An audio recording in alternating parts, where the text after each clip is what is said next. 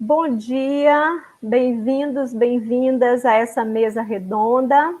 Trabalho em saúde na pandemia, desafios na defesa da proteção dos trabalhadores e das trabalhadoras. A ideia dessa mesa é discutirmos, né, o trabalho em saúde e que impactos esse momento que estamos vivendo, né, dessa pandemia, tem na saúde e na vida dos trabalhadores da saúde, que são as pessoas que estão cuidando, né, de quem está precisando dos cuidados devido à infecção de Covid. Sabemos que esse momento ele traz muitos desafios, ele de alguma forma traz novos problemas, mas ao mesmo tempo também realça muitos problemas que a gente tem enfrentado, né, no trabalho em saúde. Então, a nossa mesa hoje tem essa intenção de jogar luz, né, sobre problemas que já são antigos, que já estão entre nós e sobre os quais as pessoas que estarão aqui conosco têm larga experiência, né, e vivência nesse trabalho em saúde, vão poder nos ajudar um pouco, e também a gente discutir como esse momento, esse contexto atual que nós estamos vivendo, eles realçam, né, esses problemas e podem agudizar processos de adoecimento que a gente já vem, ao longo do tempo, encontrando nessa categoria de trabalhadores, não é? Para essa discussão, nós convidamos 3 professoras, não é? A professora Frida Fischer, a professora Ana Cláudia Faza e a professora Tatiane Araújo. Eu gostaria de apresentar brevemente cada uma dessas professoras. Agradeço muitíssimo que vocês tenham se disponibilizado em estar aqui conosco. E nós temos também a colaboração da Camila Carvalho, que é doutoranda do Programa de Pós-Graduação em Saúde Coletiva da UFRS. A professora Frida Fischer é graduada em Ciências Biológicas pela Universidade de São Paulo, tem mestrado e doutorado em Saúde Pública pela USP e é professora titular da Faculdade de Saúde Pública da USP. Ela participa de vários... Estão me ouvindo? Ela participa do comitê editorial de várias revistas no Brasil, como a Revista de Saúde Pública, a Revista Brasileira de Epidemiologia, a Revista Brasileira de Medicina do Trabalho e também de revistas internacionais, como o Journal of Occupational Health Psychology e American Journal Industrial Medicine. Ela tem experiência em saúde coletiva, com ênfase em saúde do trabalhador, atuando principalmente nos seguintes temas: ergonomia, doenças relacionadas ao trabalho, organização do trabalho, trabalho em turnos e noturnos, envelhecimento funcional precoce. Obrigada, professora Frida, por estar aqui conosco. Obrigada. A professora Ana Cláudia Faza, ela possui graduação em Medicina pela Universidade Federal de Pelotas, mestrado e doutorado em Epidemiologia pela Universidade Federal de Pelotas, é professora titular do Departamento de Medicina Social e do Programa de Pós-Graduação em Epidemiologia da UFPEL, é coordenadora do curso de especialização em Saúde da Família e do mestrado profissional em Saúde da Família. Faz parte do Conselho Deliberativo da nossa Associação Brasileira de Saúde Coletiva, a Abrasco, e tem experiência na área de saúde coletiva, com ênfase em epidemiologia, atuando nos seguintes temas: trabalho infantil, epidemiologia ocupacional, avaliação de serviços de saúde e atenção primária à saúde. Obrigada, Ana Cláudia, por estar conosco. Não é? Ela está dizendo que numa manhã gelada, em Pelotas, 1 grau. Bom, e temos a professora Tatiane Araújo, que é graduada em enfermagem pela Escola de Enfermagem, é mestre e doutora em enfermagem, é docente da Escola de Enfermagem da UFBA, pesquisadora do Núcleo de Pesquisas em Política, Gestão, Trabalho e Recursos Humanos em Enfermagem e Saúde Coletiva, é membro da diretoria ABEM Bahia, é diretora de comunicação do Sindicato dos Enfermeiros do Estado da Bahia, e atua nos seguintes temas: trabalho em saúde e enfermagem, precarização do trabalho, erro profissional, força de trabalho em enfermagem e saúde, planejamento e vigilância em saúde. Obrigada, Tatiane, por atender o nosso convite para estar aqui hoje. Bom, a gente organizou os temas de debate, né, em 3 grandes linhas. Uma linha que a gente discutiu um pouco a capacidade do trabalho em saúde, não é? Em situações pré-epidemia. Então, a professora Frida nos trará, né, algumas questões relativas a isso. A professora Ana Cláudia vai discutir o trabalho em saúde na epidemia. Então, ela vai discutir o que é que nós temos vivenciado nesse contexto, né? Então, vai trazer um pouquinho a discussão de vigilância em saúde do trabalhador, da trabalhadora, focalizando o trabalho em saúde. E a Tatiana vai nos trazer um pouco a discussão acerca dos movimentos em defesa da saúde dos trabalhadores da saúde que têm sido feitos, né, aí com relação ao sindicato, à BEM.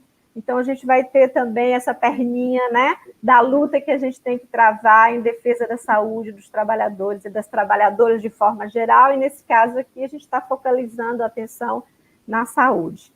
Então, vou convidar a professora Frida para iniciar a sua apresentação, e agradeço a todos e todas que estão aí nos assistindo. O chat está aberto, então vocês vão poder colocar suas questões, inquietações, perguntas, enfim, estamos aguardando também a contribuição da audiência. Frida, é com você. Tá, obrigada, então, por esse honroso convite. É um prazer estar junto com colegas queridas nessa jornada virtual da Universidade Estadual de Feira de Santana. Bom, quando Tânia me convidou, eu disse a ela, falei, olha, eu gostaria muito de falar sobre questões ligadas a aspectos psicossociais associados à saúde. Vocês estão vendo os slides? Vocês estão vendo os slides? Bom, então, eu dei um nome aparentemente comprido para a minha apresentação: fatores psicossociais do trabalho, capacidade de trabalho e profissionais de enfermagem e os desafios à saúde do trabalhador. Esse é um trabalho conjunto que tenho realizado com a doutora Maria Carmen Martinez, que é uma enfermeira que tem doutorado em epidemiologia e é colaboradora desses estudos há muito tempo. Inclusive, um dos estudos que eu vou apresentar faz parte do pós-doutorado que ela realizou. Ops. Está aparecendo de trás para frente? Matheus, acho que eu preciso aqui de alguma ajuda, por favor, tá? Bom, eu não tenho nenhum conflito de interesse a declarar e queria, então, primeiro situar o contexto da nossa apresentação. O que é hoje o mundo do trabalho? O mundo do trabalho é um mundo globalizado, hiperconectado, com um número imenso de novas tecnologias aparecendo a cada dia. Há um grande domínio do conhecimento, do novo conhecimento. A cada dia, milhares de trabalhos são publicados. Mas é um mundo também de grandes corporações transnacionais que atuam em todo o planeta. Isso levou já há mais de 20 anos, mas principalmente na última década, digamos assim, a grandes mudanças nos processos produtivos, nas relações trabalhistas, como nós temos visto, inclusive, no Brasil, com novas legislações, reforma trabalhista, reforma previdenciária, etc., e a consequente precarização do trabalho, um aumento importante do emprego e do desemprego. Isso exige uma maior qualificação, relações de trabalho mais competitivas, um aumento em intensidade dos ritmos de trabalho, acúmulo de funções, maiores exigências de criatividade, comprometimento no trabalho, maiores extensões de jornada de trabalho, etc. Bom, aonde que entra, então, essa questão dos fatores psicossociais? Essa questão, ela tem sido discutida desde 1986. Então, já vão mais de 2 décadas. Na verdade, 3 décadas. E dizem respeito às interações entre o meio de trabalho, o conteúdo do trabalho, as atividades de trabalho, as condições da organização de trabalho, as características individuais e familiares, e estas variáveis, elas podem, a partir das experiências e percepções dos trabalhadores, influenciar a sua saúde, o desempenho no trabalho e a satisfação no trabalho. Então, o ambiente psicossocial, ele é repleto de variáveis, algumas com expressões positivas e outras com expressões negativas, mas há uma inter-relação entre essas variáveis, ou seja, elas não atuam sozinhas, mas elas estão associadas às circunstâncias em que esse trabalho é desenvolvido. Como vocês podem ver aqui, como se fosse as rodas, né? Uma roda dentada, uma se encaixando na outra, e inclusive aqui foi incluído a questão da interface trabalho-residência, que hoje, durante a pandemia, assume um papel bastante importante, porque uma significativa porção da força de trabalho está em suas residências trabalhando. Os fatores psicossociais do trabalho, eles têm efeitos na saúde. Vários modelos teóricos foram publicados nas últimas décadas para tentar explicar, para se tentar compreender e explicar as interações que essas variáveis têm umas com as outras e o efeito final.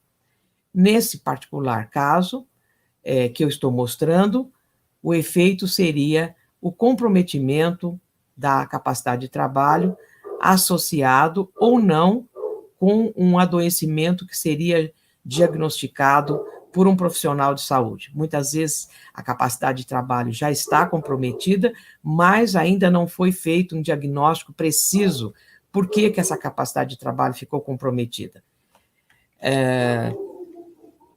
O que é exatamente a capacidade de trabalho? A capacidade de trabalho, ela tem uma definição precisa, que é quão bem está ou estará um trabalhador, trabalhadora, agora, presentemente, ou num futuro próximo, e quanto essa pessoa pode executar o trabalho em função das exigências de seu estado de saúde e capacidades físicas e mentais. Essa definição conceitual, ela foi derivada a partir de um estudo populacional realizado na Finlândia durante a década de 80, em que um número muito grande de profissões foram analisadas e foi verificado por um estudo de uma população, de uma coorte, ao longo de mais de uma década, o que estava levando esses profissionais ao adoecimento e o que isso tinha a ver com a função, com as atividades que eles desenvolviam no trabalho. O comprometimento da capacidade de trabalho, obviamente, ele só traz efeitos negativos à saúde e à família dos trabalhadores. Os principais, no caso aqui, como eu estou mostrando, o abandono do que a pessoa está fazendo, nesse particular caso aqui, com essas referências, é o abandono da profissão de enfermagem ou a aposentadoria precoce por incapacidade ou por doença. Nesse presente momento, a gente vê um número importante de profissionais de saúde, por exemplo, que se contaminaram com o coronavírus, foram afastados do trabalho e uma parcela desses profissionais faleceu. Isso mais para frente eu vou mostrar. Então, esses fatores psicossociais no trabalho da enfermagem, eles podem ser vistos em várias dimensões.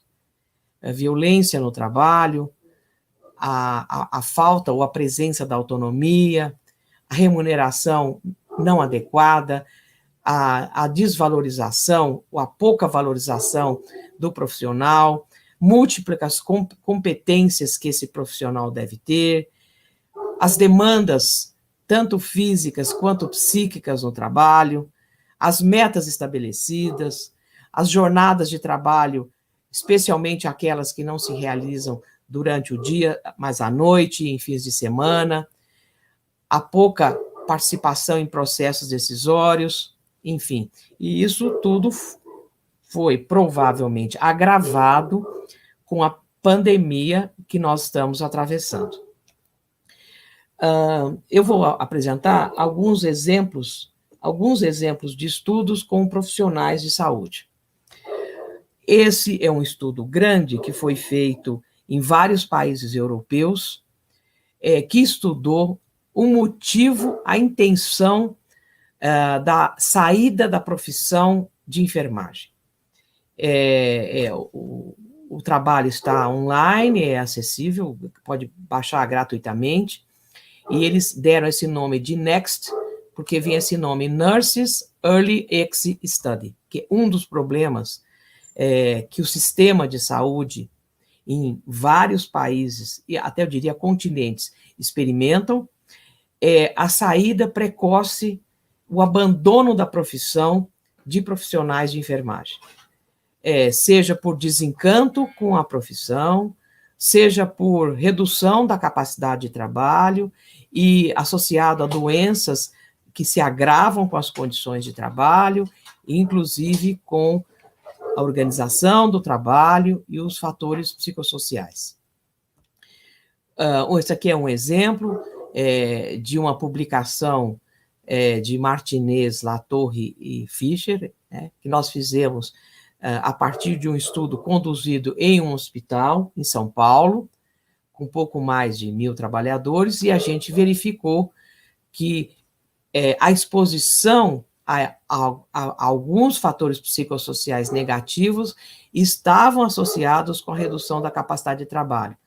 Por exemplo, o elevado desgaste, o baixo apoio social, o desequilíbrio esforço-recompensa, elevado comprometimento no trabalho e atividades que geravam sintomas osteomusculares. Então, essas variáveis estavam presentes no cotidiano dos profissionais de enfermagem que trabalhavam nessa unidade hospitalar aqui em São Paulo.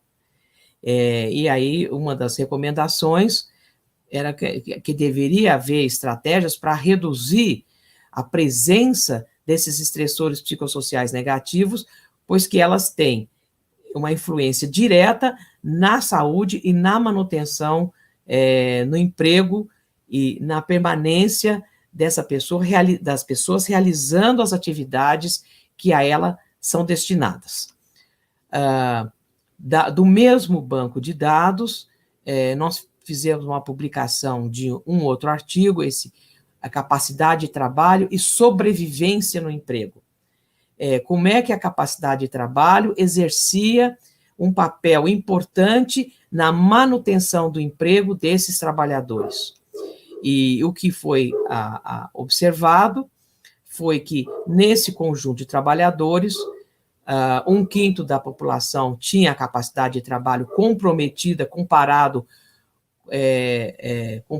com ao longo desse período em que foram estudados.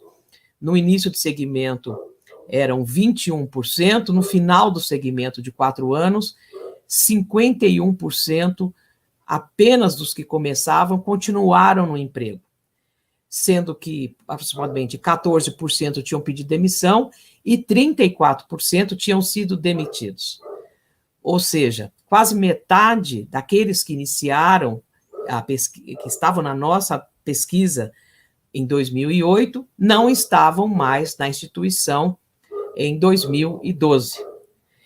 E o que aconteceu foi que observamos foi que o risco de saída do emprego foi maior para aqueles com capacidade de trabalho reduzida, tanto para os demissionários quanto para os demitidos.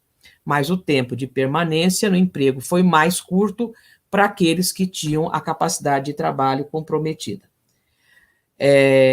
A gente não pode isentar a questão do efeito trabalhador sadio com esses resultados, mas, de qualquer forma, esse cenário mostra uma rotatividade importante entre os profissionais de enfermagem e associada à alteração da capacidade de trabalho.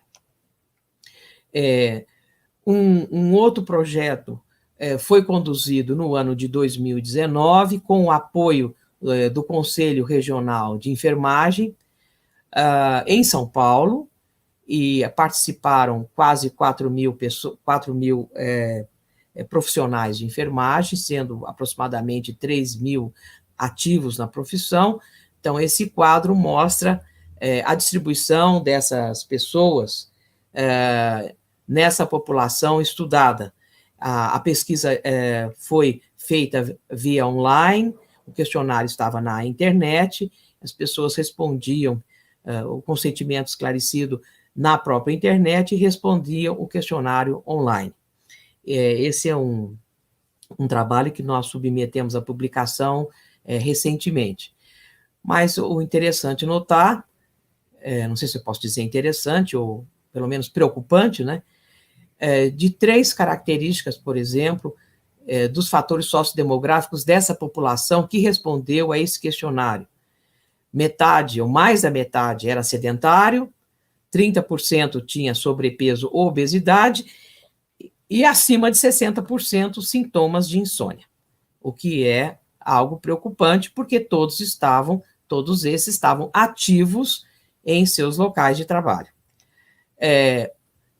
Dessa população estudada, os fatores psicossociais que se apresentavam no trabalho eram principalmente as elevadas demandas do trabalho e o elevado excesso de comprometimento.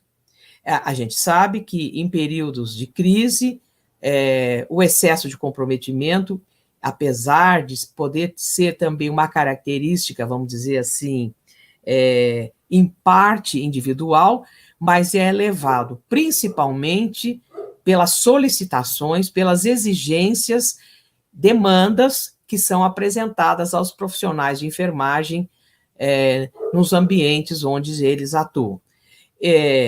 Eu imagino que nessa situação pandêmica, provavelmente deve ter havido uma exacerbação da presença desses fatores psicossociais negativos devido à situação de grandes constrangimentos, de receio, de adoecimento e morte entre os profissionais da saúde que estão atuando na linha de frente do Covid-19.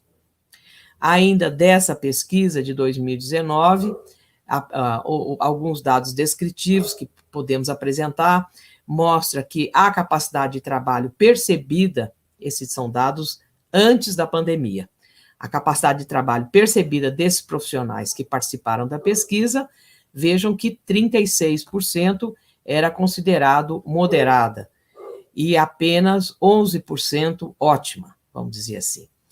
E a intenção de saída da profissão, ela aumentava à medida que se intensificava o comprometimento da capacidade de trabalho. Esses dados não estão aqui detalhados, porque esse é um trabalho ainda não publicado, mas os testes mostraram quase uma dose-resposta. Quanto pior a capacidade de trabalho da pessoa, maior a intenção de saída da profissão da enfermagem.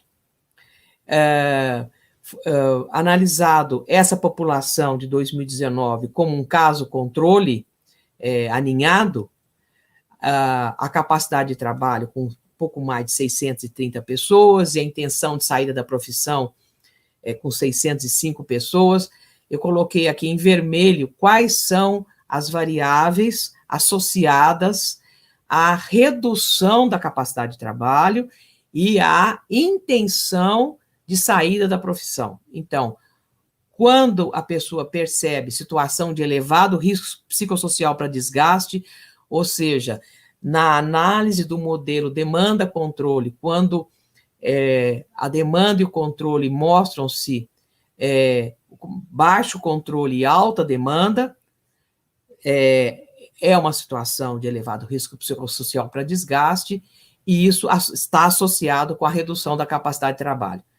De uma maneira semelhante, o desequilíbrio esforço-recompensa, ou seja, os esforços que são realizados pelas pessoas são muito maiores que as recompensas que elas obtêm. Aqui, no caso, a recompensa não é uma simples questão de salário, é também uma questão de valorização, de reconhecimento do trabalhador. E elevado excesso de comprometimento, além dessas outras variáveis que apareceram. No caso da intenção da saída da profissão, as principais foram a situação de elevado risco psicossocial, exatamente como a anterior, e também o desequilíbrio esforço-recompensa, ambos fatores psicossociais negativos associados com esse efeito ruim, que é a intenção de saída da profissão. A capacidade de trabalho, ela foi esquematizada e idealizada como se fosse uma casa, em que o teto da casa é a capacidade de trabalho, mas as bases da casa, que mantêm a casa em pé, são as capacidades funcionais, a saúde, as competências, os valores, a motivação do indivíduo, o ambiente de trabalho, tanto comunitário como o ambiente de trabalho específico, onde a pessoa atua, e essas variáveis estão num entorno onde a gente pode, vamos dizer, citar o ambiente operacional, a infraestrutura de serviços, o mercado de trabalho, as redes de apoio aos trabalhadores, aos familiares, etc. Ou seja, a casa não para em pé se esses fatores não conseguem sustentá-la. Quer dizer, a capacidade de trabalho adequada só é possível se eu tenho nos andares inferiores circunstâncias, situações, condições que permitam o indivíduo viver com saúde, satisfeito, de forma adequada, no ambiente em que ele atua. Não pode esquecer que existem mediadores nessa capacidade de trabalho. Um deles é o envelhecimento da população trabalhadora, numa ponta, e na outra ponta, vamos dizer, a globalização, tanto seus aspectos positivos como em seus aspectos negativos. Então, existem desafios para o trabalho saudável. Esse é um slide que me foi cedido por Remígio Todeschini, quando ele estava na Previdência, no Ministério da Previdência, em 2011, eu achei muito interessante, ele dizia o seguinte: a gente pode ter esperanças que você vai ter um trabalho saudável e seguro, mas nós temos que superar o trabalho monótono, alienante, submisso, pesado, com condições inseguras, com organização de trabalho inadequada, ritmos excessivos, etc. Mediados com políticas públicas. Naquela época, tinha sido recentemente publicado o Plano Nacional de Saúde e Segurança do Trabalhador, na possibilidade de construir um trabalho plural, estável, com equidade, com espaços participativos, com identidade, etc. Ou seja, aquilo que todos nós queremos, não apenas para a enfermagem, mas para todos os trabalhadores. No dia 22 de julho, a Fiocruz publicou uma nota analisando condições de trabalho de profissionais de saúde da linha de frente, que foi depois divulgado na revista Proteção. E foi, na época, informado que as profissões mais registradas, dentre os casos confirmados com síndrome gripal por Covid-19, no caso de técnicos, auxiliares de enfermagem, passava dos 60 mil, seguindo de enfermeiros, já perto de 26.555, e de médicos, quase 20 mil. E nesse universo, até 22 de julho, havia tido óbitos técnicos e auxiliares 64, médicos 29, enfermeiros 16 e 5 mortes por fisioterapeutas. Isso aqui é uma fotografia composta de um mosaico de 198 profissionais de saúde, médicos, enfermeiros, laboratoristas, dentistas e outros profissionais mexicanos que faleceram, que foi publicado numa revista chamada Milênio, num jornal chamado Milênio, publicou dia 27 de junho. Algumas fotos se repetem várias vezes ao longo desse mosaico, mas representam esses 198 profissionais que até aquela data haviam falecido. Agradeço a oportunidade de participar dessa reunião da Universidade Estadual de Feira de Santana e coloco à disposição na minha casa de trabalho, Faculdade de Saúde Pública, que já passou dos 100 anos de existência. Obrigada.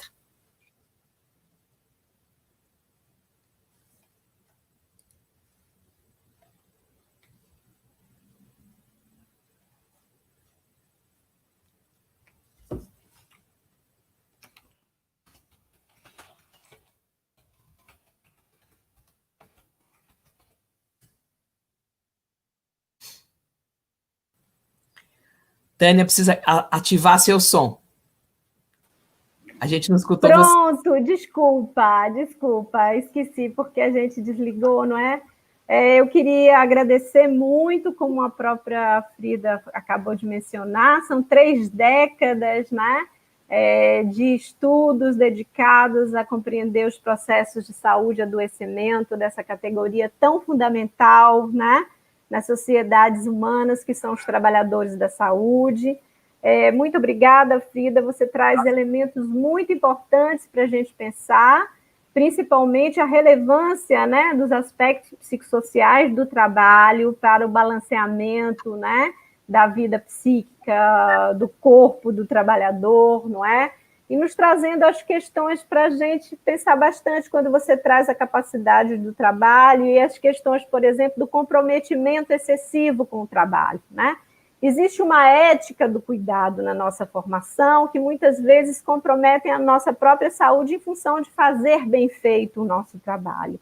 Eu acho que isso, de alguma forma, está ligado com questões que você abordou aí, num momento como esse, que fica tão patente como é um setor que ainda, né, você tem um déficit de trabalhadores nos locais de trabalho, não é? E isso tem muito impacto, inclusive, no abandono da profissão, o que é uma coisa bastante triste, né? Porque a gente adquire experiência ao longo do tempo e realmente essa relação aí, não é, com a capacidade do trabalho deteriorada é um fator muito importante. Então, Obrigado. Eu vou agradecer, a gente volta nas discussões, não é? Vou pedir agora, então, a professora Ana Cláudia Faza, que traga as suas contribuições ao debate. Ana, é com você. Bom dia a todos, bom dia aos que nos assistem. Eu queria agradecer muito a Tânia pelo convite, pela oportunidade de estar participando nessa jornada virtual da Universidade Estadual de Feira de Santana e dizer que é um prazer estar entre amigas, estar aí compartilhando esse momento aí também, além da Tânia, com a Frida, com a Tatiana, com a Camila, e poder fazer, então, esse importante debate. Minha encomenda é falar um pouco sobre a situação dos trabalhadores em saúde no contexto da pandemia, e eu pensei, então, em abordar um pouquinho como é que os trabalhadores no Brasil chegam nessa situação da pandemia, trazer um pouco o que temos de informação sobre a Covid-19 em trabalhadores da saúde, e aí comentar, então, as dificuldades que esses trabalhadores estão enfrentando e também os desafios que temos na proteção dos trabalhadores da saúde. Então, os trabalhadores no Brasil, eles chegam nessa epidemia num contexto de retirada de direitos. A Frida já mencionou isso brevemente, né? Nós tivemos uma reforma trabalhista, tivemos uma reforma previdenciária e também tivemos a questão do teto de gastos, que traz todo um desfinanciamento, né, da saúde, da educação e da Seguridade Social. Então, eu queria focar um pouquinho mais na reforma trabalhista para depois fazer um certo link com as situações que estão acontecendo agora no contexto da Covid, né? Então, na reforma trabalhista, chamar a atenção que tivemos terceirização de atividades fim, né? Tivemos toda uma questão aí focada na jornada de trabalho, com possibilidade de flexibilização da jornada diária, com possibilidade de redução dos intervalos intra-jornada, com a possibilidade de jornada intermitente e com retirada da obrigatoriedade da contribuição sindical, né? Então, isso é uma questão que acaba afetando a possibilidade da defesa coletiva. Isso tudo vai caminhando por já vinha, né, e agudiza a precarização do trabalho, a informalidade, o desemprego. No contexto da pandemia, né, a gente teve ainda mais flexibilização da legislação, teve a possibilidade de redução de jornada de trabalho, possibilidade de suspensão de contrato de trabalho. Isso talvez para a situação dos profissionais de saúde não seja, né, um foco importante, mas há a possibilidade de demissão. E quem é vulnerável à demissão? Como a Frida falou, né, quem tem menos capacidade para trabalho. Quem tem menos capacidade para trabalho nessa situação da epidemia? São justamente os mais vulnerabilizados, aqueles que têm, que estão em alto risco, né, os que têm comorbidades, os mais idosos. Então, sim, tem uma seleção perversa, né, dos profissionais nesse contexto. Os trabalhadores na Covid, a Frida também pontuou isso rapidamente, né? Nós temos aí os trabalhadores em trabalho remoto, os trabalhadores em trabalho presencial, e esses que estão em trabalho presencial, eles estão divididos em dois grupos, né? Os essenciais e os demais trabalhadores, né? Toda vez que a gente tem mudança nas medidas de distanciamento, isso vai afetar determinados grupos de trabalhadores, né? E os trabalhadores da saúde, então, eles estão inseridos nessa categoria dos trabalhadores essenciais. Mas eu queria rapidamente, né, pontuar que a gente tem muito pouca informação sobre ocupação na notificação, e a informação que temos sobre ocupação, ela é de má qualidade, temos assim um mau preenchimento desses campos, já é um problema histórico na área de saúde do trabalhador, né? E também o que temos de informação é pouco publicado, né? Se a gente for olhar os municípios, os estados, o próprio ente federal, eles, a própria CONAS e CONASEMS, eles têm painéis, né, da Covid com as estatísticas, mas nesses espaços a gente não observa dados sobre ocupação. Então, esse é um problema, e aí estamos falando aqui de trabalhadores da saúde, mas vamos dizer que esses são os trabalhadores mais visíveis, apesar de todas as dificuldades enfrentadas por esses trabalhadores, né? Temos que ter consciência que esses são os trabalhadores que estão mais visíveis nesse momento, mas temos muitos outros trabalhadores essenciais e trabalhadores de outras categorias que não conseguem parar de trabalhar por não ter adequada proteção social, por, enfim, tá trabalhando hoje para comer amanhã, como o pessoal tem dito, né? E que não tem o direito ao distanciamento, Então, esses estão ainda bastante invisibilizados. Então, como está a Covid em trabalhadores da saúde, né? A gente pode observar aqui que em maio, a Frida também apontou alguns dados, né? Mas assim, a empresa brasileira de comunicação, portanto, dados do Ministério da Saúde, apontava em maio 31.790 casos de Covid-19 entre trabalhadores de saúde, sendo 34% auxiliares de enfermagem, 17% enfermeiros, 13% médicos, 4% recepcionistas. Aí eu já aponto aqui como é que a terceirização vai afetar, inclusive, nas estatísticas, né? Onde estão os profissionais de higienização?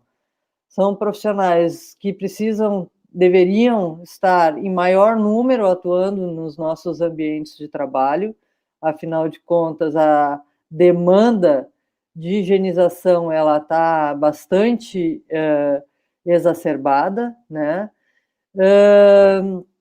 E, no entanto, também são profissionais que têm alto risco de se contaminar e cujo trabalho é essencial para que os demais profissionais e até mesmo usuários do serviço de saúde não se contaminem. Então, dentre esses profissionais que estão mais visíveis, temos alguns profissionais invisibilizados, né? Aí, em termos dos óbitos, né, tínhamos ainda em maio dados do COFEM apontando óbitos de 157 enfermeiros, técnicos e auxiliares de enfermagem, e a ANANT apontando morte de 113 médicos. Para junho, uma publicação da Folha de São Paulo falava em 83 mil casos e 169 mortes de profissionais de saúde, sendo 42 enfermeiros e 18 médicos. Vocês imaginem, portanto, que os dados não batem, né? Vocês podem ver que, claro que não diminuiu os óbitos de maio para junho, né? E, evidentemente, é difícil a gente saber, tem muita confusão aí da descrição geográfica desses óbitos, de tempos e tudo mais. Então, essa informação, enfim, tem num campo específico da notificação para informar se é profissional de saúde, mas a sistematização dessa informação, ela deixa muito a desejar. Aqui a gente tem, então, depois de muito vasculhar a internet atrás de sistematização de dados sobre profissionais de saúde, saiu finalmente no boletim especial do próprio Ministério da Saúde, relativo à semana epidemiológica 29, que foi de 12 a 18 de julho. Então, os dados de notificação e confirmação de Covid-19 nos casos suspeitos de síndrome gripal. Vocês podem ver que, juntando ali técnicos e auxiliar de enfermagem, enfermeiro, médico e agente comunitário de saúde, vamos a mais de 100 mil casos. E aí eu queria também pontuar, né, porque a gente fica muito focado na questão do hospital, mas a atenção primária à saúde, os serviços de transporte de usuários, né, no caso do SAMU, também os dentistas, né, que são profissionais de alto risco nessa situação, também temos que estar atentos.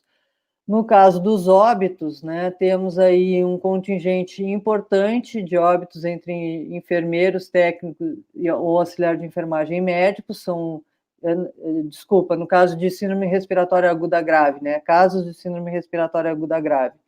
Mas chama atenção, e aí eu queria pontuar, que temos um contingente grande, proporcionalmente, de casos não especificados em investigação. Casos não especificados, muitas vezes, acontecem por coleta de material para laboratório fora do período.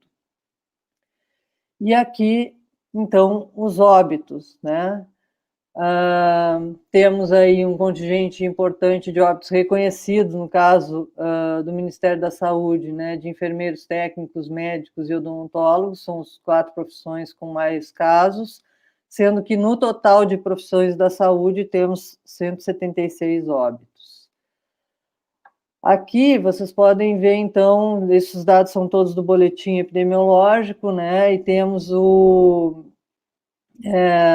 mapa apontando, mostrando aí São Paulo e Rio de Janeiro como os locais com maior número de óbitos, mas também temos problemas na forma de processamento da informação, porque muitas vezes, como visualizamos aqui, temos o número absoluto, mas não temos o número relativo, né? Não temos o número de profissionais acometidos por Covid ou que foram a óbito por Covid em relação ao total de profissionais daquele estado, no caso. Então, evidentemente que São Paulo tem esse número de casos também, porque tem o maior número de profissionais, né? Mas, de qualquer maneira, os números absolutos nos mostram a importância desses casos nessas regiões. Que eu trouxe na minha terrinha aqui, temos também muitos casos, mais de 4.000 profissionais de saúde no Rio Grande do Sul tiveram coronavírus, e aqui em Pelotas, dos casos notificados, 22% são em profissionais da saúde. Então, quais são as dificuldades que eles enfrentam, né?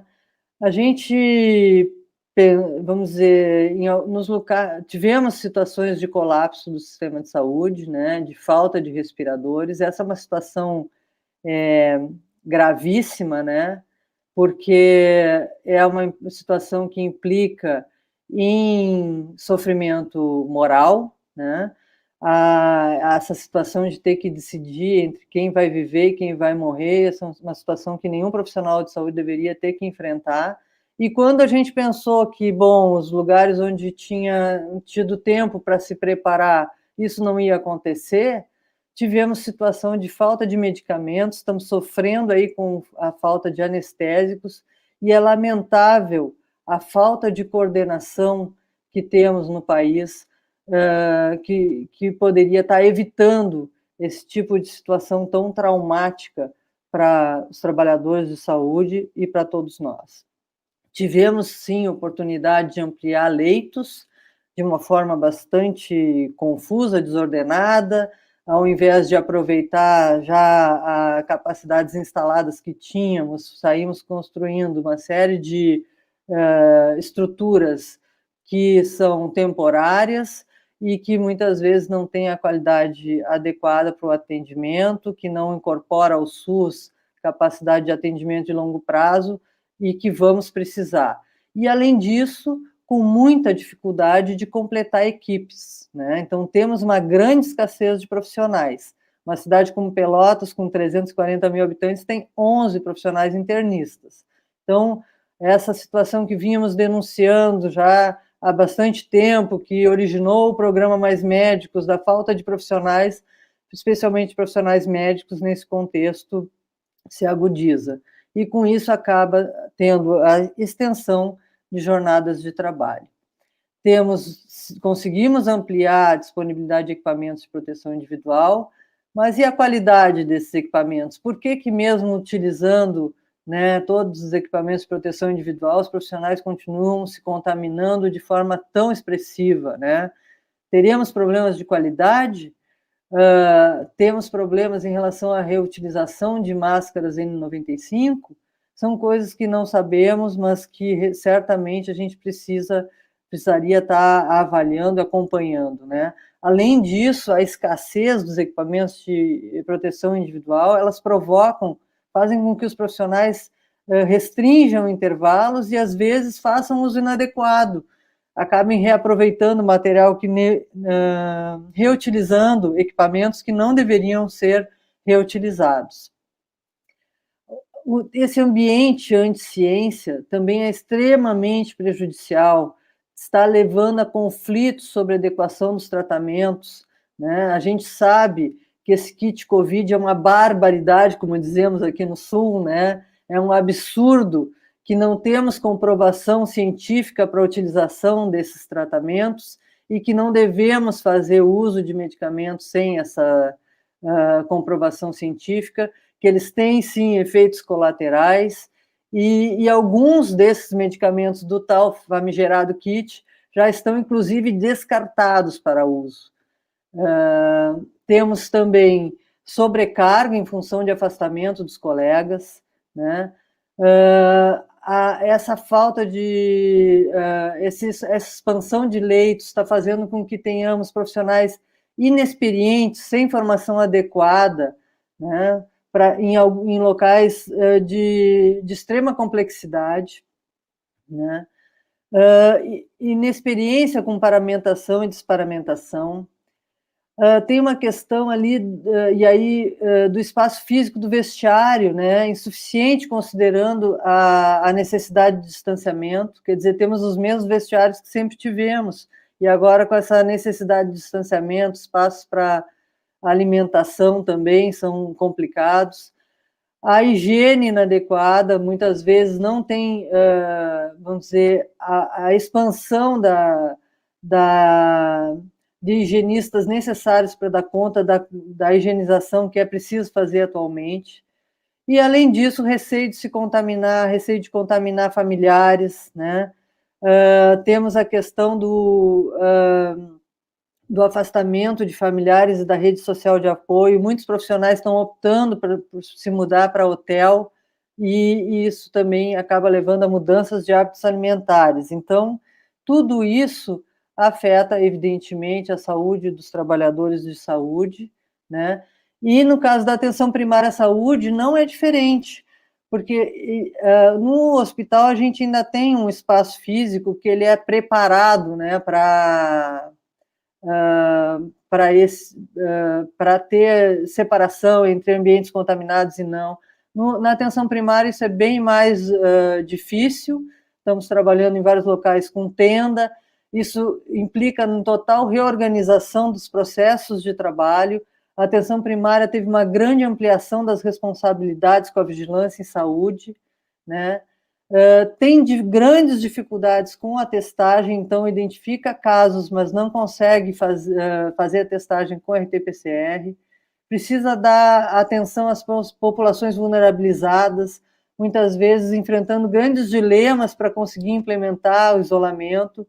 E tudo tem a questão da implementação da atenção por teles, que também é uma modificação importante no processo de trabalho, e todo o dilema de como dar continuidade às ações próprias da atenção primária no contexto da epidemia.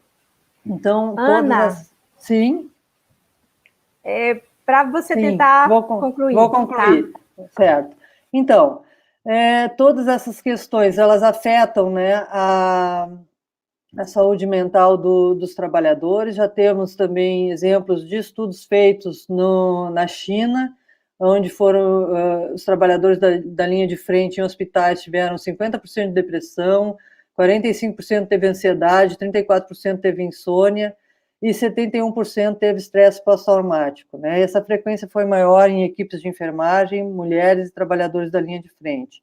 Mas a questão de saúde mental é um problema muito importante, mas é também o mais visível, né? É o pico do iceberg. Teríamos outros problemas de saúde que também temos que estar vigilantes, a questão dos acidentes, por exemplo. Então, assim, a questão do foco da proteção dos trabalhadores foi na questão da biossegurança, né?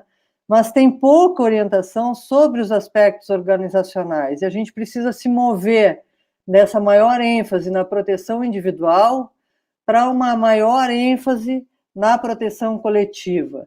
Tem uma grande confusão em relação a testes, né? É preciso que a gente invista na testagem de RT-PCR para fazer a vigilância. Precisamos testar casos e contatos com RT-PCR, mesmo contatos assintomáticos, e é preciso fazer um esclarecimento de para que serve cada teste. Então, para concluir, esse controle da epidemia para esse controle da epidemia de Covid-19 é essencial a vigilância em saúde do trabalhador, as medidas de proteção coletiva como a melhor organização do processo de trabalho, melhores orientações para o uso de equipamento de proteção individual. E nesse cenário de intensificação do trabalho dos trabalhadores de saúde, a gente tem que ter cuidado com essa questão de jornadas, intervalos, relações entre profissionais, discriminação por parte da população e muita atenção às consequências na saúde. Além da questão da saúde mental, os outros problemas de saúde que também podem advir dessa situação. Muito obrigada.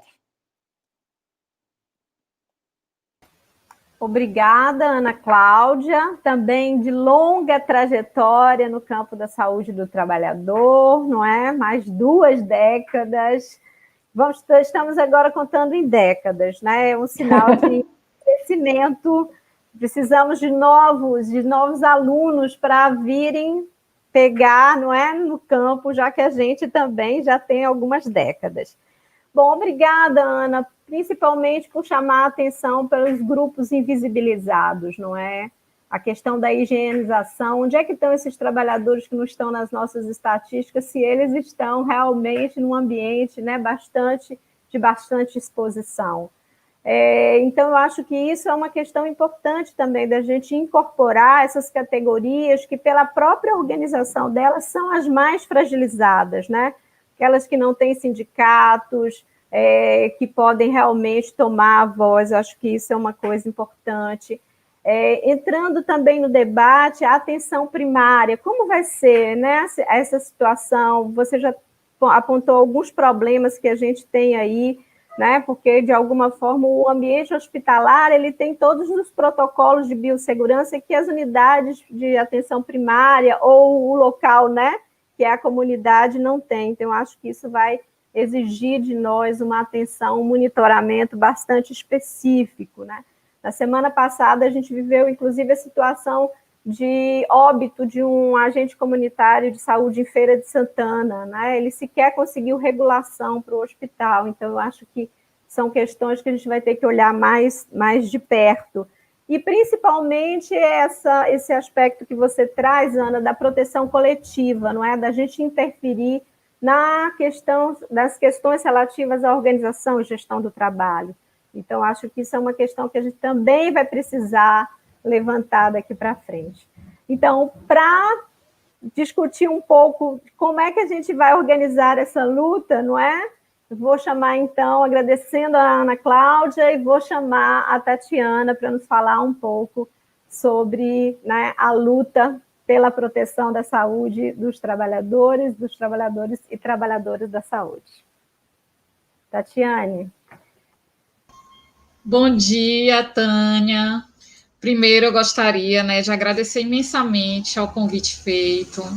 Né? Também, assim, me sinto muito privilegiada por estar em companhia de grandes colegas, né? A Frida, a Ana, que acabaram de me preceder. Aproveitando também para deixar um abraço muito carinhoso à Rita Fernandes, que está nos acompanhando aí. Então, Rita, um abraço imenso para você.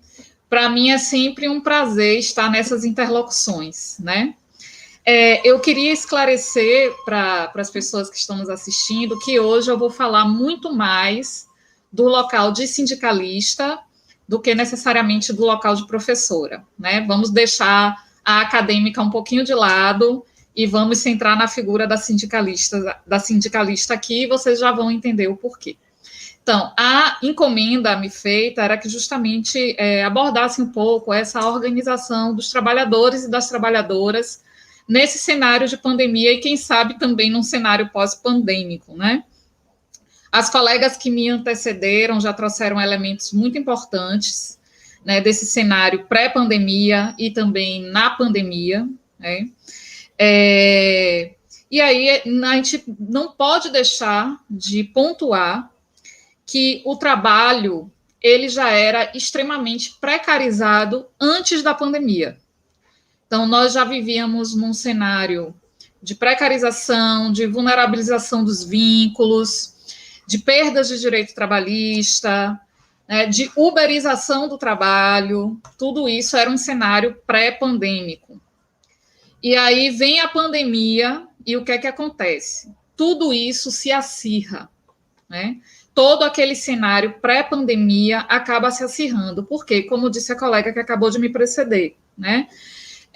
Os vulneráveis estão mais vulneráveis e estão, de fato, largados à própria sorte, né?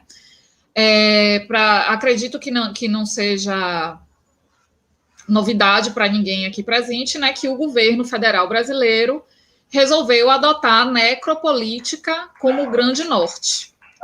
E aí, o que é que essa necropolítica tem significado dentro da pandemia, né? Eu também gostaria de resgatar a fala de Frida, né, quando ela dá um destaque para as trabalhadoras e trabalhadores em enfermagem, né? Por que esse destaque? E por que é importante dar esse destaque? Ora, as categorias que compõem o campo da enfermagem, elas apresentam características que também as colocam como uma das mais vulneráveis no cenário pandêmico, assim como os trabalhadores da higienização, como Ana Cláudia acabou de colocar, né? Em geral, né, a maioria da força de trabalho nessas duas áreas é composta por mulheres negras, em sua maioria, e que acumulam, além do trabalho, além da jornada pública de trabalho, acumulam a jornada privada, porque essas mulheres não foram liberadas e não recebem suporte para a jornada de trabalho doméstico, continua sendo responsabilidade delas, né? Então, o que é que acontece com a força de trabalho feminina na pandemia? Mais uma sobrecarga, porque além de ter que lidar com todas as peculiaridades de estar neste momento desenvolvendo um trabalho na esfera pública que envolve o medo, a angústia, como a Ana Cláudia acabou de falar, ela ainda convive com um medo extra de estar contaminando as pessoas na sua casa, né? Então, quais são as lutas pré-pandemia e que se mantêm na pandemia e que provavelmente serão as lutas pós-pandemia, né? Nós estávamos lutando pré-pandemia por um salário digno, isso todas as categorias, por uma jornada de trabalho digna também, que possibilite, como diz o querido Ricardo Antunes, né, você separar o tempo de vida no trabalho e fora do trabalho. E a gente vê aqui, por exemplo, que na pandemia essa separação já não é possível, porque estamos todos contaminados pela esfera do trabalho em home office, em que se borrou essa fronteira. Você trabalha o dia todo, a noite toda, fim de semana, sábado e feriado, porque no trabalho em home office esse limite se perde, né? Do que é, de fato, o tempo destinado para mim e qual é o tempo destinado para o trabalho. E lutávamos também, pré-pandemia, por condições dignas de trabalho. Aí chega a pandemia, né? E no que é que essas lutas mais transparecem, digamos assim, né? Bem, começa a ganhar mais visibilidade a luta pelos equipamentos de proteção individual, porque, veja, nós já estamos basicamente há 4 meses de pandemia, né, aqui no Brasil. E o que a gente observa ainda hoje, principalmente no Comitê em Enfermagem para o enfrentamento da Covid aqui na Bahia, que mais à frente eu vou falar sobre, que isso é uma das formas de organização da classe trabalhadora agora na pandemia, é que mesmo após 4 meses de pandemia, os serviços de saúde ainda não se estruturaram para fornecer EPI em qualidade e quantidade adequada e também não se estruturaram para promover o que a Ana Cláudia falou e que a Frida falou também um pouco, que é a proteção coletiva no trabalho. Então, o que é que a gente percebe nas vistorias que estamos fazendo nos hospitais? Que os serviços de saúde ainda não investem adequadamente para a proteção da força de trabalho em saúde. Por isso, esses dados alarmantes que as colegas que me precederam colocaram, né? Não é à toa o quantitativo de contaminação entre enfermeiras, técnicas e médicos. Essas são os trabalhadores e as trabalhadoras que mais estão em contato com os pacientes positivados para a Covid, né? Se não tem o EPI inadequado, obviamente esses trabalhadores vão se contaminar. Se eu não tenho medidas de proteção coletiva no trabalho, obviamente esses trabalhadores vão se contaminar, né? E é isso que a gente tem observado. Então, os serviços de saúde aqui na Bahia, aqui em Salvador, ainda continuam alegando que estão se adaptando a uma pandemia. Ora, 4 meses depois, ainda está se adaptando? Eu já ficava, assim, muito relutante quando, com 1 mês de pandemia, os serviços diziam que estavam se adaptando. Por quê? Porque não era novidade para ninguém que essa pandemia chegaria aqui no Brasil. Então, os serviços teriam que se adequar antes, né? Já teriam que prever antes a chegada da pandemia e já ir adequando os EPIs e as condições de trabalho. 4 meses depois ainda não conseguiram. Então, o que a gente vê, na verdade, é uma interposição entre o empregador que quer maximizar seu lucro durante a pandemia, não é à toa que saiu, né, uma reportagem recente no G1, né, de que os mais ricos do Brasil enriqueceram ainda mais durante a pandemia. Às custas de quem? Às custas da classe trabalhadora, às custas da classe que vive do trabalho, como diz Antunes, né? Às custas dessas pessoas, certo? Estamos lutando também. Quando eu digo estamos lutando, gente, eu estou me referindo aos sindicatos da área da saúde, né? Porque eu também participo, porque como diretora sindical, participo de um fórum sindical que eu vou falar mais à frente para vocês. Estamos lutando ainda pelo direito do afastamento do trabalho daquelas pessoas que são grupo de risco. Parece algo óbvio, mas não está dado. Muitos serviços se recusam a afastar os trabalhadores e as trabalhadoras do grupo de risco. Colocam dificuldades que não existem. Querem afastar esses trabalhadores e essas trabalhadoras pelo INSS, que também não é o caso. E aí os sindicatos da área da saúde têm entrado recorrentemente com liminares para garantir que esses trabalhadores e trabalhadoras sejam afastados dos seus trabalhos, né? E estamos lutando também, talvez seja o mais visível, né, para pessoas que não são do campo, pela insalubridade máxima. Porque, veja, na área da saúde, as atividades são normalmente classificadas em insalubridade intermediária e insalubridade máxima. E eu queria chamar a atenção aqui que também cabe destacar que, na verdade, quando a gente pensa em insalubridade, ela é uma gratificação que visa compensar a possibilidade do dano, né? Então, quando eu digo que um trabalho é insalubre, eu já estou dizendo que aquele trabalho é de potencial dano para o trabalhador e para a trabalhadora. Bem, o que é que tem acontecido? Os serviços de saúde, eles têm se recusado a pagar a insalubridade máxima, alegando que determinados serviços de saúde, né, alegando que não são centros de tratamento para a Covid. Mas vejam, nós estamos num período em que a transmissão é comunitária. Como é que você vai saber que o paciente é não Covid positivo antes de realizar os testes? Não tem como saber.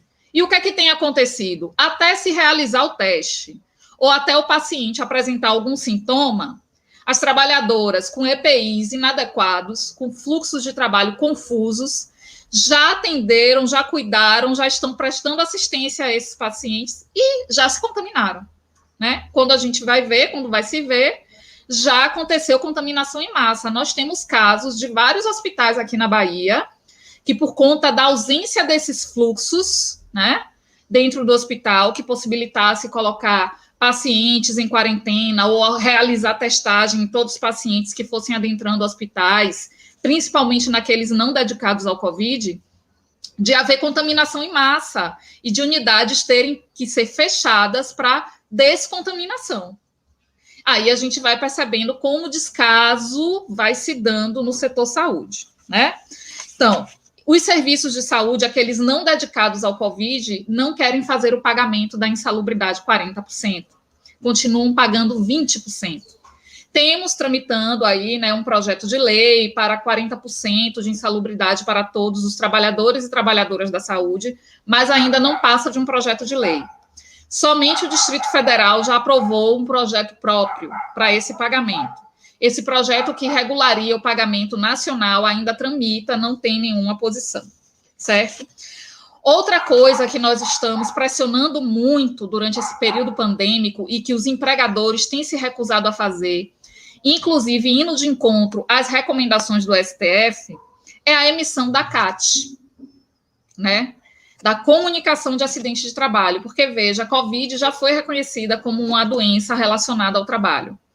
Mas aí o que é o que os empregadores alegam? Ah, mas os trabalhadores e as trabalhadoras normalmente têm 2, 3 vínculos de emprego. Como é que eu vou saber que ela se contaminou no meu serviço? E sobre essa alegação espúria, se recusam a emitir a CAT, né? Claro que o que é que a gente percebe por trás disso? Na verdade, é uma tentativa de se desresponsabilizar pela contaminação daquele trabalhador, daquela trabalhadora naquele ambiente. Porque, obviamente, uma vez emitida a CAT, é preciso seguir todo o fluxo de investigação, que vai dizer se a contaminação se deu mais provavelmente neste ou naquele lugar, nesta ou naquela situação. Mas quando eu digo que não vou emitir a CAT, já estou sinalizando que não vou me responsabilizar pela contaminação daquele trabalhador. Eu me recuso a investigar aquele acidente de trabalho, né? Então, estamos tendo essas lutas, principalmente. E aí, quais são os movimentos de trabalhadores e de trabalhadoras que estão em voga no momento, né? Aqui na Bahia, nós fundamos o Comitê de Enfermagem para o Enfrentamento à Covid, que congrega vários sindicatos, no caso, o Sindicato dos Enfermeiros do Estado da Bahia, o Sindisaúde Público, o Sintefem, que é o sindicato que representa técnicos e auxiliares de enfermagem, congrega a Associação Brasileira de Enfermagem e o Conselho Regional de Enfermagem, também a Escola de Enfermagem da UFBA, né? E é através deste comitê, nós estabelecemos uma parceria com o Ministério Público do Trabalho e estamos fazendo vistorias conjuntas nos serviços de saúde, justamente para identificar as situações de insegurança no trabalho, no que se refere à saúde das trabalhadoras e dos trabalhadores, né? Nessas vistorias, nós investigamos não só as condições dos trabalhadores e trabalhadoras do campo de enfermagem, mas também as condições das pessoas da higienização, com especial olhar para aqueles que são terceirizados e terceirizadas, verificamos condições de trabalho de fisioterapeutas, de médicos, enfim, de todas as categorias e de todos os trabalhadores e trabalhadoras que compõem o campo da saúde. E o que é que eu posso dizer das vistorias que já fizemos, né? Concordando com a fala de Ana Cláudia. De fato, os trabalhadores e trabalhadoras da higienização são uns dos mais vulnerabilizados. Quase sempre, quando perguntamos se receberam treinamento, não foram treinados. Quase sempre observamos o uso de EPIs inadequados, né, por parte desses trabalhadores e trabalhadoras. Nós já fizemos vistorias tanto em Salvador quanto no interior do estado. Estamos ampliando cada vez mais a realização dessas vistorias. A demanda é crescente, nós recebemos várias denúncias dos trabalhadores e trabalhadoras. E na medida do possível, né, porque também a equipe que está indo em loco é pequena, infelizmente, né? E na medida do possível, a gente está indo em todos os lugares, dando prioridade para aqueles locais que apresentam uma situação mais urgente, mais insegura, do ponto de vista do trabalho, da saúde e da segurança dos trabalhadores e trabalhadoras. Já vou concluir. E outra perspectiva que nós temos é a Uniglobal, que é, na verdade, uma aglomeração de sindicatos de âmbito internacional, né, do qual o Sindicato dos Enfermeiros faz parte, a daqui da Bahia faz parte, e através da Uniglobal, nós impetramos no Tribunal Penal Internacional a denúncia contra o presidente Jair Bolsonaro por genocídio no período da pandemia. O inteiro teor da denúncia ficará disponível no site do CEB, né, www.ceeb.org.br, mas o que é que destacamos nessa denúncia ao Tribunal Penal Internacional contra o presidente Jair Bolsonaro, né?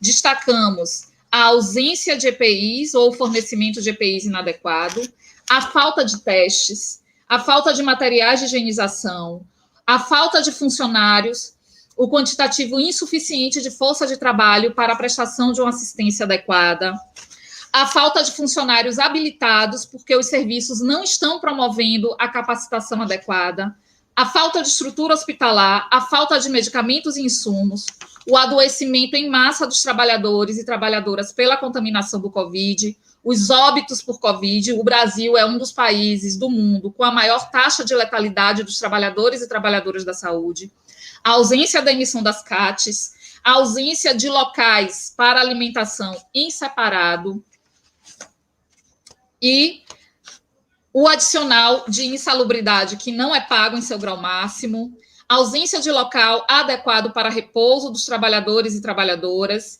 ausência de local para armazenamento dos pertences dos trabalhadores e trabalhadoras, e que os trabalhadores e trabalhadoras da saúde, após serem testados positivos para a Covid, retornam ao trabalho com sequelas e sem nenhum apoio das organizações de saúde.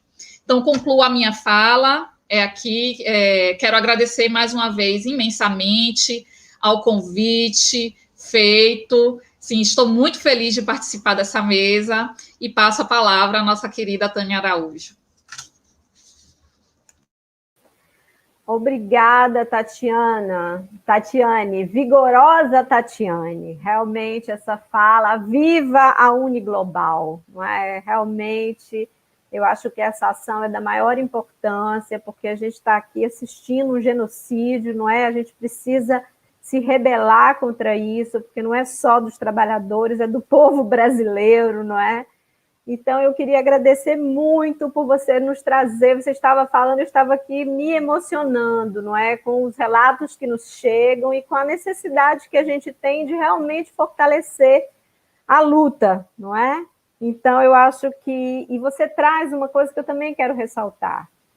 A invisibilização dos trabalhadores tem uma cor, né? Os negros continuam sendo os invisibilizados nesse processo. É a higienização, são os técnicos e auxiliares de enfermagem, são esses dados que, como a Ana Cláudia falou, a gente nem tem, né, para poder realmente nos mostrar que a situação ela é muito preocupante, a gente tem que agir, porque os ricos estão cada vez mais ricos, não é? E quem tem que pagar a conta somos nós, trabalhadores? Não, não somos nós, a gente tem que se levantar. Muito bem, muito obrigada. Eu queria chamar todos agora, Matheus aqui na tela, não é? A gente teve muitos comentários, só que a gente não tem, assim, o tempo suficiente. Eu me comprometo depois de organizar as perguntas e repassar para a gente obter respostas, não é? Mas eu queria ler alguns comentários e depois eu passaria para cada uma de vocês fazerem os comentários que quisessem, mas já deixando de imediato o meu muito obrigada, uma manhã realmente inspiradora de reflexões e principalmente de vigor e energia que a gente precisa para mudar as coisas, não é? Tarcísio Palma diz, diante de um panorama de retirada de direitos trabalhistas, deslegitimação dos sindicatos e isolamento do trabalhador potencializados na pandemia, o quão importante será o cenário eleitoral de 2022. A Camila Carvalho diz, o fortalecimento da organização sindical e das entidades de classe é um grande desafio para superar as condições precárias de trabalho. A Darte diz, exatamente, Tatiane, tudo continua como no início da pandemia, a máscara N95 sendo usada por um mês inteiro. Absurdo como os profissionais não se contaminam. A Margarete Eliotério pergunta, como lidar com a ética do cuidado em um contexto em que profissionais de saúde precisam tomar decisões para as quais não estariam preparados, como a decisão de quem terá acesso ao tratamento que ampliaria as suas chances de sobrevivência. Eu acho que são essas as questões, muita gente realmente dizendo, né, de que como como o debate ele vem nos ajudar, não é, nessas reflexões aí. Tem uma pergunta do Júlio Ramon sobre a força de trabalho da enfermeira na perspectiva da produção do valor, um livro que a Tatiane escreveu. Ele pergunta: qual a sua reflexão sobre o valor do trabalho da enfermeira no contexto da pandemia? Bom, são muitas questões, eu sei que todas elas trariam muitas reflexões, não é? Eu tinha anotado as minhas aqui também, mas infelizmente o tempo nos apresenta aí a necessidade de seguirmos. Agradeço a todos que participaram, vou anotar aqui as questões, poderemos depois entrar em contato. Eu peço, faremos a mesma ordem para discutir. Eu acho que cada um teria por volta de 5 minutos, não mais que isso, que o Matheus me avisa que a gente precisará ceder a sala, né, para a próxima atividade. Então, pediria a restrição ao tempo. Quem gostaria de começar? Faremos a mesma ordem? Quer inverter? Frida. Pronto, Frida. Então, vai lá. Então, tem uma pergunta aqui que é sobre a reflexão do valor de trabalho da enfermeira no contexto da pandemia, né? Gostaria de fazer um breve comentário. Assim, ao realizar esses trabalhos sobre capacidade de trabalho, intenção de saída da profissão, etc., eu fiz um comentário com a minha colega, a doutora Maria Carmen Martinez, falei assim, bom, se na pandemia a enfermagem não for valorizada, quando o será? Agora é, assim, um momento que se desvelou, não só da enfermagem, mas da importância dos profissionais de saúde, que há muito tempo já vem sofrendo um processo de desvalorização, não só desvalorização salarial, mas descrédito, algo assim, violência no trabalho, assédio, etc. Então, chegamos, eu até comentei, né? Chegamos a esse momento, olha o que está na internet, né?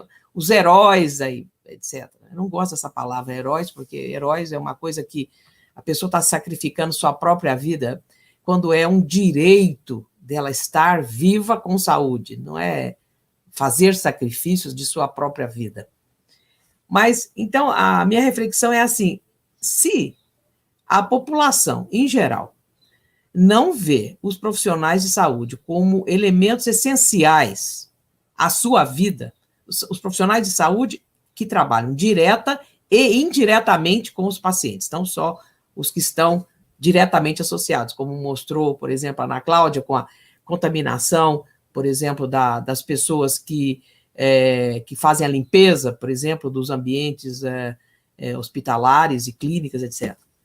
Então, eu acho assim, há que ter uma conscientização coletiva da importância dessa categoria profissional. Aliás, não é uma categoria, são várias categorias profissionais.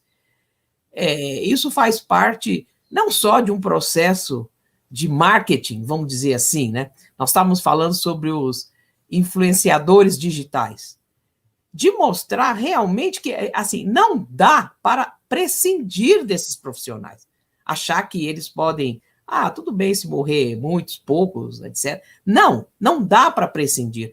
Ao contrário, à medida que a população global, planetária, mas especificamente no Brasil, vai envelhecendo, a nossa pirâmide, ela não é mais uma pirâmide assim, ela é uma botija. Mas precisaremos dos profissionais de saúde. Não há uma pessoa que possa dizer, eu não vou precisar. Então, aquela pergunta clássica, quem cuida do cuidador, ela é de uma relevância nos dias atuais maior ainda, porque escancarou, a pandemia escancarou a precarização. Se antes ela estava velada, agora ela está escancarada. Então, a sociedade como um todo, eu não digo assim, toda a sociedade, nós temos que, de fato, unir esforços harmonizados para a valorização dessas profissões. De outra maneira, passada a pandemia, sei lá, daqui 12 meses, um pouco mais, com vacina, que deu certo, etc., se esquece e volta ao que era antes ou até pior. Então, esse é o comentário, esse é o desabafo que eu gostaria de deixar, né, sobre a reflexão do trabalho da enfermagem. Obrigada. Obrigada, Frida. Muito importante. Quem cuida dos cuidadores, porque todos vamos cada vez mais precisar de cuidados. Excelente. Obrigada. Ana Cláudia? Eu queria abordar 3 pontos. Primeiro, queria falar sobre as medidas de proteção coletiva, né? Porque eu acho que a gente tem assim, mas como que faz isso, né? Eu acho que tem uma certa... e aí eu tive num painel com o Conselho Municipal de Saúde de Porto Alegre, e os relatos que eu ouvi são aterradores, do tipo uma unidade de saúde 15 horas sem água nesse contexto. Do tipo ponto digital com todo mundo passando o dedo no ponto. Do tipo a questão da testagem, né, da vigilância nos trabalhadores. Então, assim, a gente está vendo que o RT-PCR é realmente o teste para fazer vigilância. É necessário testar os contatos. É realmente essa a vigilância efetiva, né? E também estamos vendo que após 14 dias, mesmo com um teste rápido positivo, ainda temos um percentual importante de pessoas com carga viral detectável. Então, temos que avaliar isso, porque não só eles estão retornando ao trabalho com sequelas, como estão retornando ao trabalho ainda com carga viral, com capacidade, talvez, de contaminar colegas, de contaminar até mesmo os usuários. Então, são questões que precisamos avançar, como, por exemplo, também em relação aos EPIs, né, toda essa questão da avaliação da qualidade dos EPIs e do quanto é apropriado reutilizar alguns EPIs, mas também essa questão da testagem. A segunda questão que eu queria abordar é como é que a gente lida com esse aspecto de um profissional de saúde ter que decidir sobre quem sobrevive. Lida evitando que essa decisão tenha que ser tomada. É muito simples. Isso não pode acontecer, e nós, 4 meses após o início dessa epidemia, temos as ferramentas necessárias para evitar que isso aconteça, que são 2: distanciamento físico e vigilância em saúde. Elas devem funcionar de forma combinada. Então, temos que monitorar de forma adequada, com dados transparentes sobre a epidemia, para podermos apertar as medidas de distanciamento quando necessário, para que podemos ampliar o distanciamento quando necessário, e temos que ampliar a capacidade de testagem com RT-PCR para contactantes. Então, é muito simples, são esses 2 pilares. Não temos tratamento efetivo para Covid-19. Temos 2 medidas muito eficientes da velha vigilância: distanciamento físico e a vigilância epidemiológica, vigilância em saúde. E o terceiro ponto que eu queria tocar é sobre a pergunta do cenário eleitoral. E não só o cenário eleitoral de 2022, mas esse que está aí, o cenário de eleições municipais. Então, assim, precisamos ter defesa dos serviços públicos em geral. O Estado tem que ser presente. Temos um país com uma enorme desigualdade social, e nós precisamos, então, eleger representantes que lidem, que se comprometam a mitigar essa desigualdade, que se comprometam a caminhar para um novo normal, onde seja inaceitável essa desigualdade, onde seja inaceitável que numa situação de crise como essa, onde temos pessoas aumentando, morrendo de fome, nós temos os ricos ficando mais ricos. Temos que fazer com que quem pague a conta sejam aqueles que têm as condições para pagar essa conta.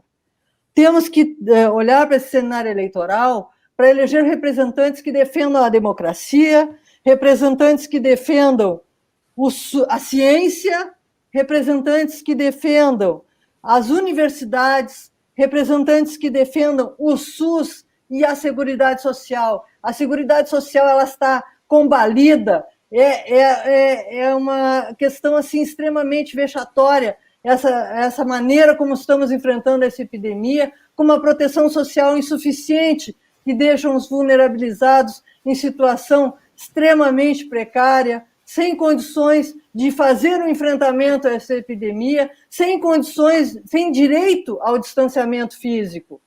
Então, nós precisamos olhar para esse cenário eleitoral e eleger representantes que defendam os interesses de toda a população e não os interesses desse mercado financeiro que está aí. Eram essas questões que eu gostaria de colocar. Excelente, Ana Cláudia. Nada a acrescentar, só endossar cada palavra que você falou. A escolha é nossa, o Estado mínimo já provou que é ineficiente, que é o Estado que vai proteger seus cidadãos, a vida desses cidadãos. Realmente, obrigada. Nada mais a acrescentar. Tatiane. Eu nem vou falar sobre o cenário eleitoral, porque a Ana Cláudia já foi brilhante e me contemplou completamente, né? Antes de tudo, eu queria também mandar um abraço a Anderson, Jules, Dart e Mariana. E Dart, eu falei que o conselho compõe o comitê, viu? Talvez você não tenha ouvido. Preste atenção. Sobre a questão de Dart, né, que os profissionais continuam usando EPIs inadequados, de fato, continuam. E a vergonha, na verdade, é que nós temos agências governamentais que balizam isso. A exemplo da resolução da Anvisa, que permite que a máscara N95 seja utilizada por diversos plantões, a critério do serviço, que ainda é pior, né? Porque aí cada serviço decide por quanto tempo vai usar. Veja, gente, em nenhum país do mundo o que é EPI de uso descartável deixou de ser descartável. Só se viu isso aqui no Brasil.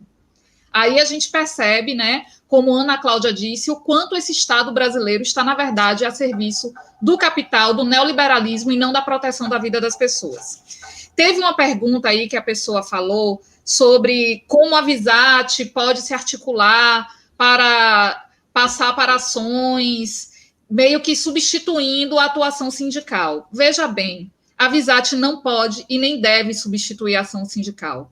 Os sindicatos estão fragilizados? Estão fragilizados. Cabe a nós fortalecer os sindicatos. Então, uma entidade não substitui a outra, além do que estaríamos incorrendo num erro grotesco, que é colocando na mão do Estado, porque Visat é Estado, gente. Tem uma atuação brilhante, maravilhosa, mas é Estado, né? Estaríamos colocando na mão do Estado pautas que não lhes são próprias do movimento de trabalhadores. Então, Visat não substitui sindicato, não tem como substituir, e sindicato não substitui Visat, né? A gente precisa fortalecer os nossos sindicatos. A gente precisa começar a fazer a luta sindical. Assumir que a luta sindical é de cada trabalhador e de cada trabalhadora e não só de uma diretoria de sindicato. É isso que a gente precisa. E sobre o valor do trabalho da enfermeira, né, que foi a pergunta de Jules, abraços, viu, Jules? Nessa pandemia, o que é que a gente observa, na verdade, né, a partir das questões que você leu aí o meu livro e que eu já levantava, né? A tendência é que se desvalorize mais. Aí vocês podem falar, Tatiane, mas tu é pessimista, viu? Não, gente. Observem o que aconteceu na Itália. Na Itália também, todo mundo, olha as enfermeiras, heroínas, que maravilha, vamos aplaudir as enfermeiras.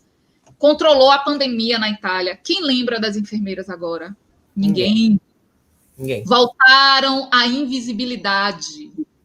Então, a tendência é de maior desvalorização por tudo que foi colocado por Frida, por Ana Cláudia e por mim.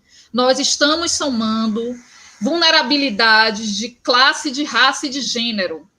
E dentro desse Estado neoliberal e capitalista que nós temos, isso não vai trazer bons frutos para a classe trabalhadora, seja para enfermeiras, técnicas auxiliares, nem durante a pandemia e nem depois dela. Então, nós precisamos nos organizar e fortalecer cada vez mais a nossa luta. Era só isso. Obrigada, Tânia. Obrigada, meninas. Obrigada, Tatiane, é isso mesmo, eu acho que importantíssima essa mesa, não é, para a gente fazer esse diálogo da universidade, das nossas reflexões, das nossas produções, para como o Vladimir Safato ele falou na abertura, a universidade tem que ser a instância que apresente os problemas. A universidade tem que dar problemas mesmo, porque é quando os problemas estão vistos que a sociedade vai ter que buscar, não é, as formas de solucionar esses problemas. Então, obrigada por terem contribuído com, né, o trabalho de vidas inteiras que a gente tem dedicado aí a estudar os processos de saúde e adoecimento dos trabalhadores, em particular dos trabalhadores da saúde, e reforçando o que vocês que me antecederam disseram, a luta é nossa, a luta é cotidiana, não é? Nós, trabalhadores, é que temos que assumir essa luta. Então, agradeço a todos, o Matheus já está me dando que acabe. Matheus, obrigada pela sua ajuda. Camila, obrigada ao Núcleo de Epidemiologia, a todos os nossos participantes, alunos, professores que nos ajudaram a fazer esse evento. Espero que outras pessoas possam ter acesso a essas reflexões aqui apresentadas. Obrigada, Frida. Obrigada. Tchau. Obrigada a todos que nos acompanharam. Até mais. Prazer. Tchau. Obrigada.